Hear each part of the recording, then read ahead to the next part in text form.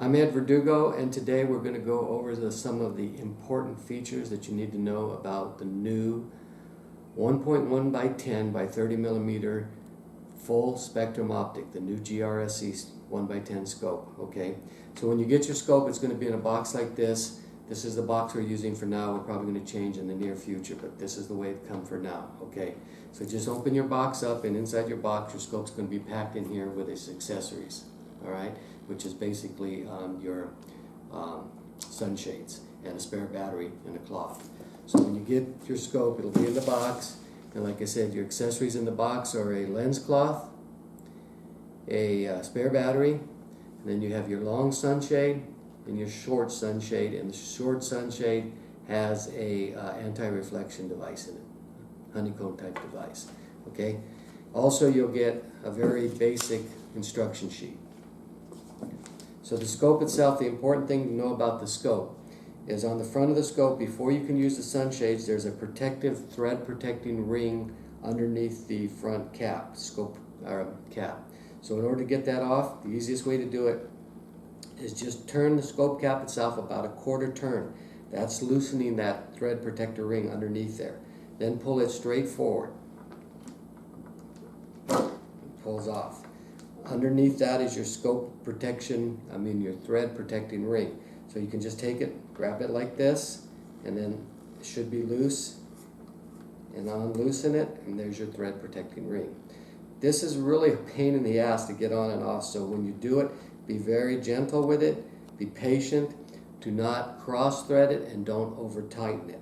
Okay, so you have to remove this in order to connect your sunshades.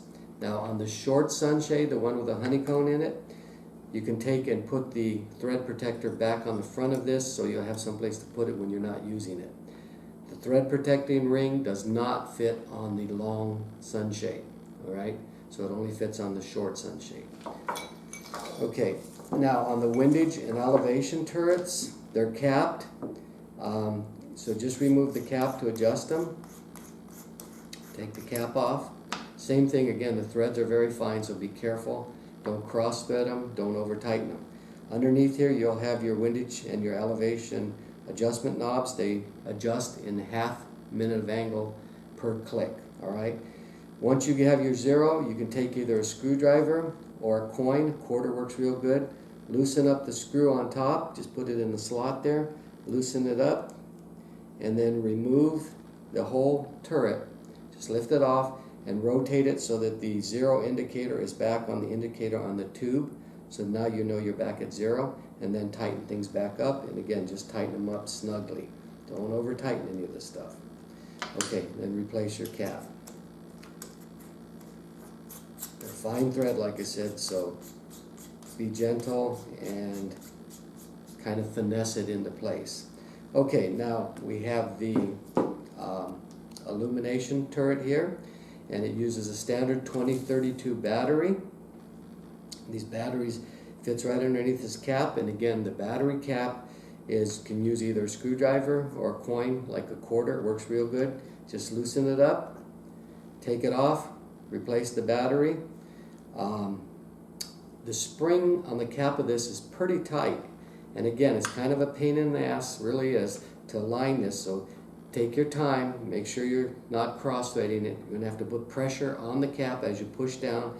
Best way I like to do is put pressure down with my thumb, grab the cap between my finger and my thumb, and then spin it as I'm putting pressure on it.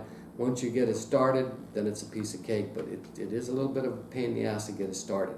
So again, just snug it down. We have the extended magnification lever here for speed. It works real well to help you go from one magnification to the other. And then at the very rear of the scope, we have the again, the cap protector for your lens. Just pull that off, and underneath here is your diopter adjustment. Just rotate it one way or another. This is for your individual focus for your eye. All right.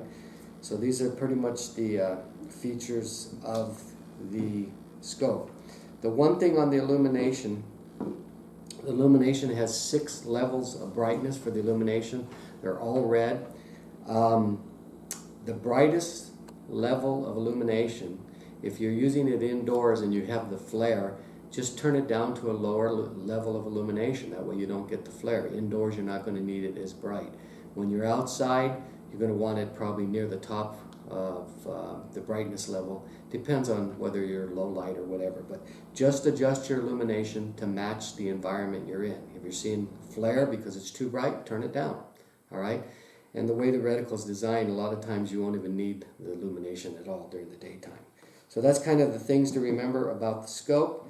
And we have a lot of definitive, really definitive instructions about the reticle, so we're not going to go over that. They're on the website, GRSCinc.com. Watch the videos, and of course, if you ever have questions, you can call me, and I will be glad to answer any questions you might have about the scope or the reticle, how it works. My number, 951-845-9838.